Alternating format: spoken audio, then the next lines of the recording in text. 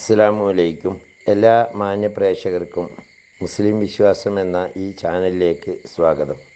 ഈ ചാനലിനെ കുറിച്ച് ഇതുവരെയും അറിയാത്തവർക്കായി കുറച്ച് കാര്യങ്ങൾ പറയാം.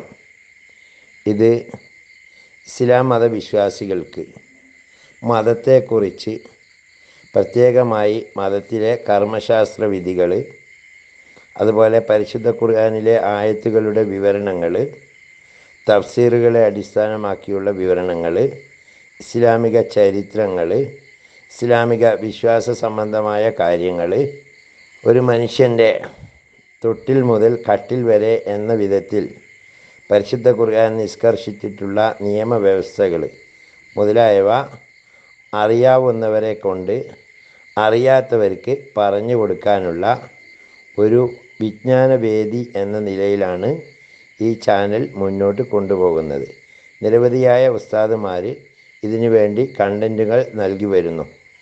ആയതുകൊണ്ട് തന്നെ ഈ ചാനൽ ദീനീ പ്രബോധനം എന്ന രീതിയിൽ ആരുടെയെങ്കിലും കയ്യിലെത്തിയാൽ അത് ഒന്ന് സബ്സ്ക്രൈബ് ചെയ്യുകയാണെങ്കിൽ കൂടുതലായിട്ടുള്ള വിവരങ്ങൾ നിങ്ങൾക്ക് ലഭ്യമാക്കുന്നതിനും, അതേപോലെ അത് ഷെയർ ചെയ്യുകയോ ലൈക്ക് ചെയ്യുകയോ ചെയ്താൽ കൂടുതലായ ആളുകളിലേക്ക് എത്തിക്കുന്നതിനും ഉപകാരപ്പെടും.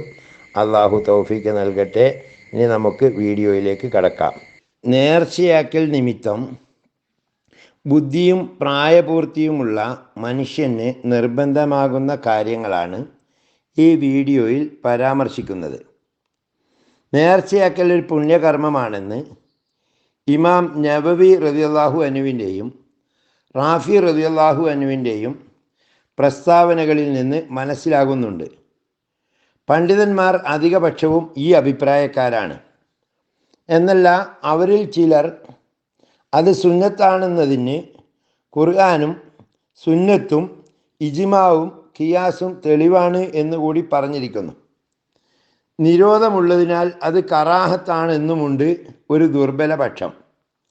പ്രസ്തുത നിരോധം ഒരു കാര്യം പ്രവർത്തിക്കുകയോ ഉപേക്ഷിക്കുകയോ ചെയ്യുന്നതിനോട് ഏതെങ്കിലും പുണ്യകർമ്മത്തെ ബന്ധപ്പെടുത്തുന്ന നദറുല്ലജാജിനെ സംബന്ധിച്ചതാണ് ഇതെന്ന് അധിക പണ്ഡിതന്മാരും പറഞ്ഞിട്ടുണ്ട്.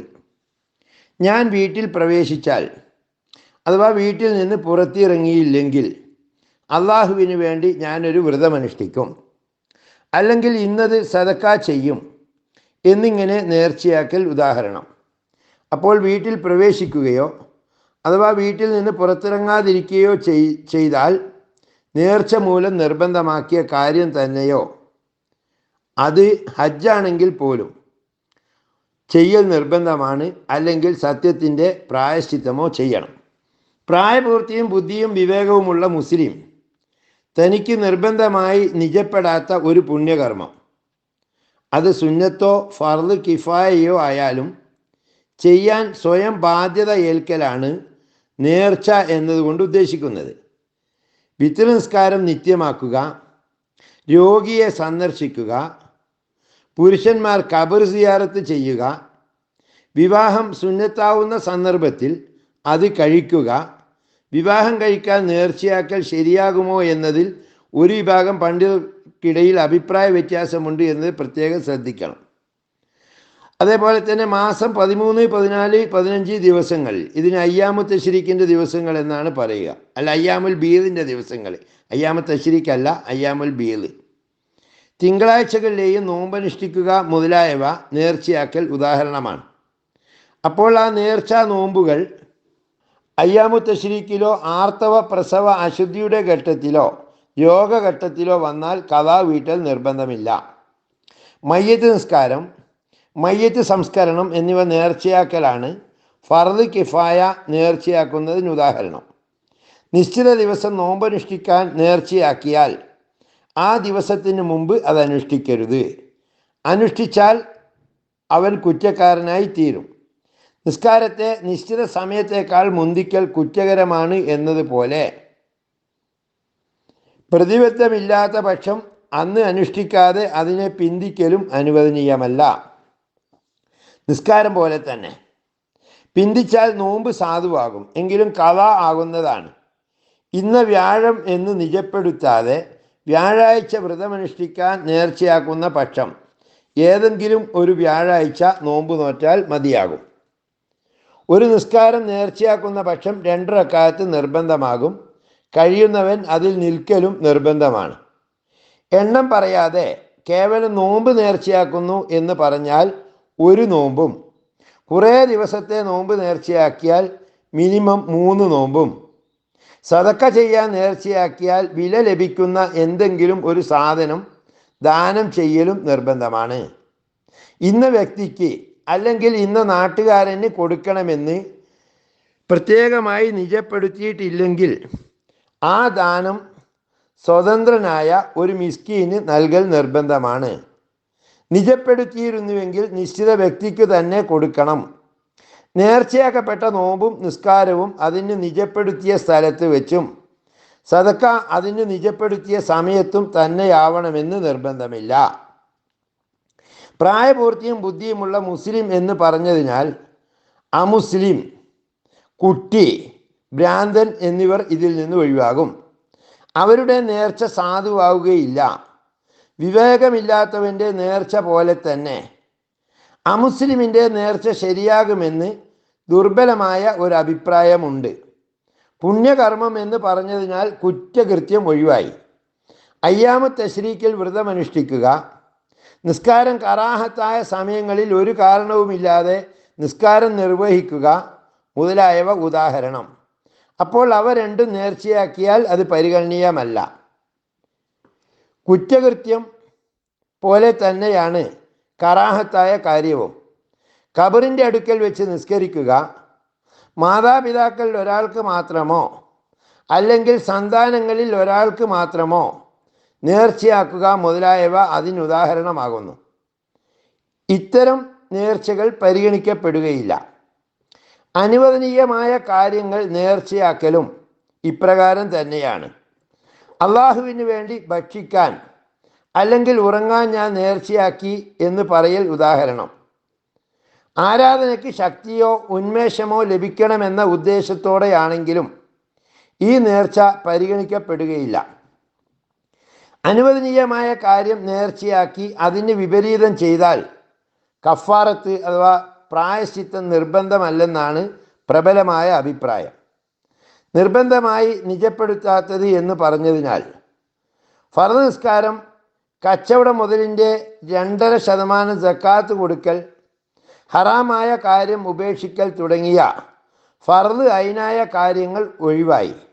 ഇവയൊന്നും നേർച്ചയാക്കൽ സാധുവാവുകയില്ല. മുക്കല്ലഫ് എന്ന് പറഞ്ഞാൽ ബുദ്ധിയും പ്രായപൂർത്തിയുമുള്ള മുസ്ലിമായ മനുഷ്യനാണ് മുക്കല്ലഫ് എന്നതുകൊണ്ട് ഉദ്ദേശിക്കുന്നത്. ഈ മുക്കല്ലഫിൽ നിന്ന് നിരുപാധികമായ വാക്ക് മുഖേന നേർച്ച പരിഗണനീയമാകും. മറ്റൊന്നിനോട് ബന്ധിപ്പിക്കാതെ ഒരു പുണ്യകർമ്മം അനിവാര്യമാക്കി തീർക്കലാണ് നിരുപാധിക നേർച്ച. ഇതിന് തബറുറിൻ്റെ നേർച്ച എന്ന് പറയും. അള്ളാഹുവിന് വേണ്ടി ഇന്നത് അഥവാ നിസ്കാരം, നോമ്പ്, ഹജ്ജ്, സദക്ക, ഖുർആൻ പാരായണം, ഈത്തിക്കാഫ് മുതലായവ എൻ്റെ ബാധ്യതയാകുന്നുവെന്നോ, അള്ളാഹുവിന് വേണ്ടി എന്ന് പറഞ്ഞില്ലെങ്കിലും ഇന്നത് എൻ്റെ മേൽ നിർബന്ധമാണ് എന്നോ, ഇന്നത് ഞാൻ നേർച്ചയാക്കിയെന്നോ പറയൽ വിഭിന്നമായ നിരവധി അഭിപ്രായങ്ങളിൽ നിന്ന് പ്രബലമായതും ഇമാം ബഗവി റളിയല്ലാഹു അൻഹുവും മറ്റും വ്യക്തമാക്കിയതുമായ അഭിപ്രായ പ്രകാരം അതിൻ്റെ കൂടെ അള്ളാഹുവിന് വേണ്ടി എന്ന് പറഞ്ഞിട്ടില്ലെങ്കിലും നിരുപാധികമായ നേർച്ചയ്ക്ക് ഉദാഹരണമായി മാറുന്നു. ഉപാധി സഹിതമുള്ള വാക്കുകൊണ്ടും നേർച്ച പരിഗണിക്കപ്പെടും. ഇപ്രകാരമുള്ളതിന് മുജാസത്തിൻ്റെ നേർച്ച എന്ന് പറയപ്പെടുന്നതാണ്. ആഗ്രഹമുണ്ടാവുക, ആപത്തുകൾ തട്ടപ്പെടുക തുടങ്ങി ആഗ്രഹിക്കപ്പെടുന്ന കാര്യസിദ്ധിക്ക് വേണ്ടി ഒരു പുണ്യകർമ്മം അനിവാര്യമാക്കി തീർക്കലാണ് ഈ നേർച്ച. അള്ളാഹു എൻ്റെ രോഗം സുഖപ്പെടുത്തിയാൽ അഥവാ അള്ളാഹു എന്നെ രക്ഷിച്ചാൽ ഇന്നത് എൻ്റെ ബാധ്യതയാണ് എന്നോ, ഇന്നത് ഞാൻ സ്വയം അനിവാര്യമാക്കിയിരിക്കുന്നുവെന്നോ, ഇന്നത് എനിക്ക് നിർബന്ധമാണ് എന്നോ പറയൽ അതിനുദാഹരണമാകുന്നു. വാക്ക് മുഖേന എന്ന് പറഞ്ഞതിനാൽ നിയ്യത്ത് ഒഴിവായി. അപ്പോൾ മൊഴിയൽ കൂടാതെ വെറും നിയ്യത്ത് കൊണ്ട് മാത്രം നേർച്ച മറ്റ് ഇടപാടുകൾ പോലെ തന്നെ സാധുവാകുകയില്ല. നിയ്യത്ത് കൊണ്ട് മാത്രം നേർച്ച ശരിയാവുമെന്നും പറയപ്പെട്ടിട്ടുണ്ട്. നിരുപാധികമായ നേർച്ച മൂലം അനിവാര്യമായത് ഉടനെയും ഉപാധിയോടുകൂടിയുള്ള നേർച്ച മൂലം നിർബന്ധമായത് ഉദ്ദേശിച്ച കാര്യം സാധിക്കുമ്പോഴും വീട്ടൽ നിർബന്ധമാകും. ഉപാധി വെക്കപ്പെട്ട കാര്യം നിറവേറിയ ഉടൻ തന്നെ നേർച്ച വീട്ടൽ നിർബന്ധമാണെന്നാണ് ഫുഖഹാക്കളുടെ വാക്കുകളിൽ നിന്ന് വ്യക്തമാകുന്നത്. ഇബ്നു അബ്ദുസ്സലാം റളിയല്ലാഹു അൻഹുവിൻ്റെ വാക്ക് സൂചിപ്പിക്കുന്നതിന് വിപരീതമാണിത്. നേർച്ചയുടെ ഒരു വകുപ്പിലും ആർക്ക് നേർച്ചയാക്കപ്പെട്ടുവോ അയാൾ അത് സ്വീകരിക്കലും കൈപ്പറ്റലും ഷർത്തില്ല. എങ്കിലും അയാൾ അത് നിരസിക്കാതിരിക്കൽ ഷർത്തുണ്ട്.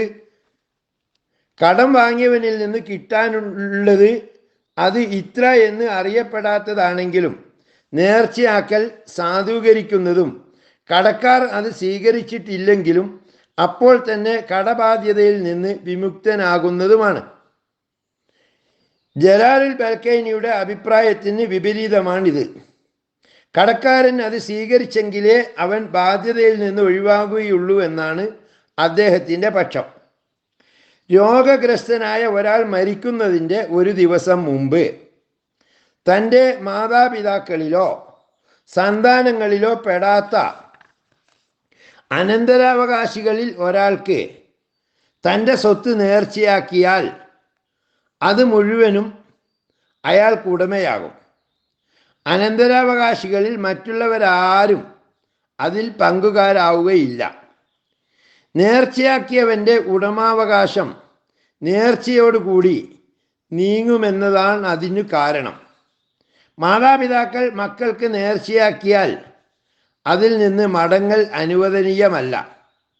ഞാൻ രോഗിയാകുന്ന പക്ഷം രോഗം ബാധിക്കുന്നതിൻ്റെ ഒരു ദിവസം മുമ്പ് ഇത് ഇന്നവന് നേർച്ചയാണ് എന്നിങ്ങനെയുള്ള ഉപാധിയോടുകൂടിയ നേർച്ച പരിഗണിക്കപ്പെടും.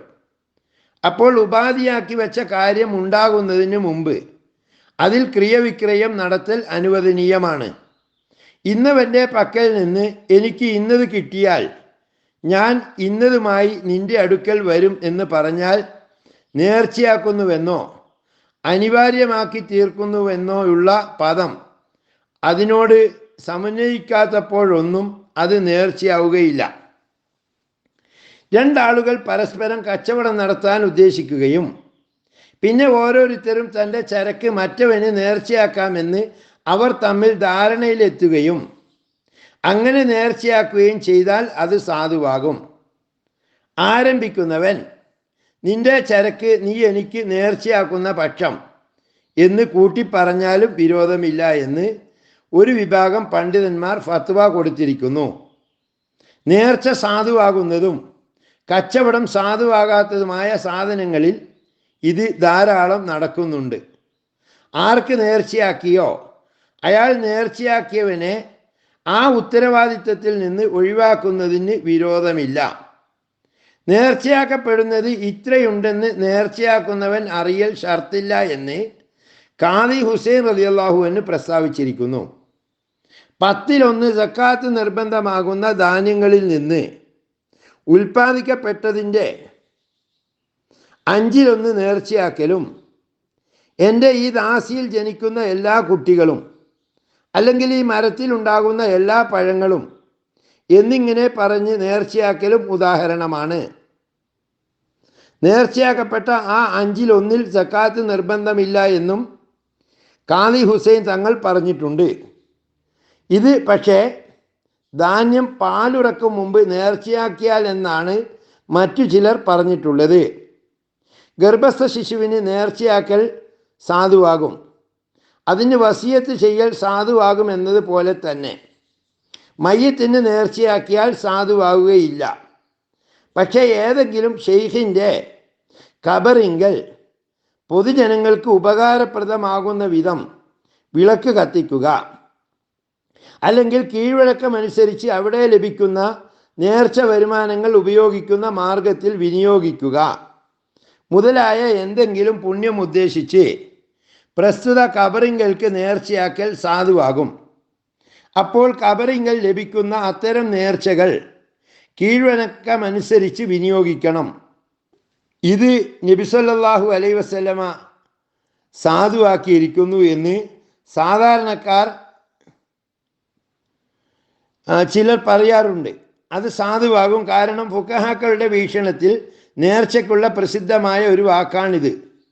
അങ്ങനെ നേർച്ചയാക്കപ്പെടുന്നത് നബി സല്ലല്ലാഹു അലൈഹി വസല്ലമയുടെ റൗള ഷരീഫിൻ്റെ, നബിക്ക് നേർച്ചയാക്കിയെന്ന് പറഞ്ഞാൽ അത് റൗള ഷരീഫ്, മസ്ജിദുൽ ഹറാം, മസ്ജിദുൽ നബവി, മസ്ജിദുൽ അഖ്സ എന്നിവയിൽ ഏതെങ്കിലും ഒരു സ്ഥാപനത്തിലേക്ക് ഒരാൾ തൻ്റെ ധനത്തിൽ നിന്ന് വല്ലതും നൽകിയാൽ കീഴ്വഴക്കമനുസരിച്ച് അത് ഏത് ഇനത്തിലേക്ക് വിനിയോഗിക്കണമോ അതിലേക്ക് തന്നെ വിനിയോഗിക്കണമെന്നതാണ് ഏറ്റവും കരണീയമായ അഭിപ്രായമെന്ന് ഇമാം സുബ്കി റളിയല്ലാഹു അൻഹു പറഞ്ഞിരിക്കുന്നു. അങ്ങനെ ഒരു ഇനത്തിലേക്ക് തിരിക്കുന്ന കീഴ്വഴക്കമില്ലെങ്കിൽ വിനിയോഗ മാർഗം നിജപ്പെടുത്തുന്നത് സ്ഥാപനത്തിൻ്റെ കാര്യദർശിയുടെ അഭിപ്രായത്തെ ആസ്പദിച്ചായിരിക്കുമെന്നതാണ് ന്യായയുക്തമായ അഭിപ്രായമെന്നും മറ്റ് പള്ളികളിലേക്ക് നേർച്ചയാക്കപ്പെട്ടതിൻ്റെ വിധിയും ഇപ്രകാരം തന്നെ എന്നത് വ്യക്തമാണെന്നും ഷെയ്ഖ് ഇബ്നു ഹജറുൽ ഹൈതമി തങ്ങൾ പറയുന്നു. അള്ളാഹു എൻ്റെ ആവശ്യം നിറവേറ്റിയാൽ കഅബത്തിന് ഇന്നത് നൽകാൻ ഞാൻ ബാധ്യസ്ഥനാണ് എന്ന് പറഞ്ഞ് നേർച്ചയാക്കിയതിൽ അത് കഅബയുടെ നന്മയ്ക്ക് മാത്രമേ വിനിയോഗിക്കാൻ പാടുള്ളൂ. ഹറമിലുള്ള ഫക്കീറന്മാർക്ക് നൽകാൻ പാടില്ല. മുഹദ്ദബിൽ പറഞ്ഞത് അതിന് തെളിവാണ് എന്ന് ഫുഖഹാക്കളിൽ ചിലർ ഫത്വ കൊടുത്തിരിക്കുന്നു. പിൻഗാമികളിൽപ്പെട്ട ഒരു സംഘം ഫുഖഹാക്കൾ അത് വ്യക്തമാക്കുകയും ചെയ്തിട്ടുണ്ട്. വിളക്ക് കത്തിക്കുക പോലെയുള്ള നിശ്ചിത പുണ്യകർമ്മത്തിന് ഉപയോഗിക്കണമെന്ന് കരുതി കഅബയിലേക്ക് ഒരാൾ വല്ലതും നേർച്ചയാക്കിയാൽ പ്രസ്തുത കാര്യം ആവശ്യമുണ്ടെങ്കിൽ അതേ ഇനത്തിൽ തന്നെ അത് വിനിയോഗിക്കണം. അക്കാര്യം അവിടെ ആവശ്യമില്ലെങ്കിൽ നേർച്ച വസ്തു വിൽക്കുകയും അതിൻ്റെ വില കഅബയുടെ മസ്ലഹത്തിനായി ഉപയോഗിക്കുകയും ചെയ്യണമെന്നാണ് ഷെയ്ഖ് ഇബ്നു ഹജറുൽ ഹൈതമി തങ്ങൾ വ്യക്തമാക്കിയിട്ടുള്ളത്. പള്ളിയിൽ സെയ്ത്തെണ്ണ, മെഴുകുതിരി മുതലായവ കത്തിക്കുവാൻ നേർച്ചയാക്കുന്ന പക്ഷം അതുകൊണ്ട് പ്രയോജനം സിദ്ധിക്കുന്നവൻ അപൂർവമാണെങ്കിൽ പോലും അവിടെയുണ്ടെങ്കിൽ അത് സാധുവാകും, ഇല്ലെങ്കിൽ സാധുവാവുകയില്ല. കൊണ്ടുപോകാവുന്ന ഒരു സാധനത്തെ മക്കയിലേക്ക് ഹദിയ ചെയ്യാൻ ഒരാൾ നേർച്ചയാക്കിയാൽ ആ സാധനം കൊണ്ടുപോവലും ഹറമിലെ അഗതികൾക്ക് അത് തന്നെ സദക്ക ചെയ്യലും നിർബന്ധമാണ്.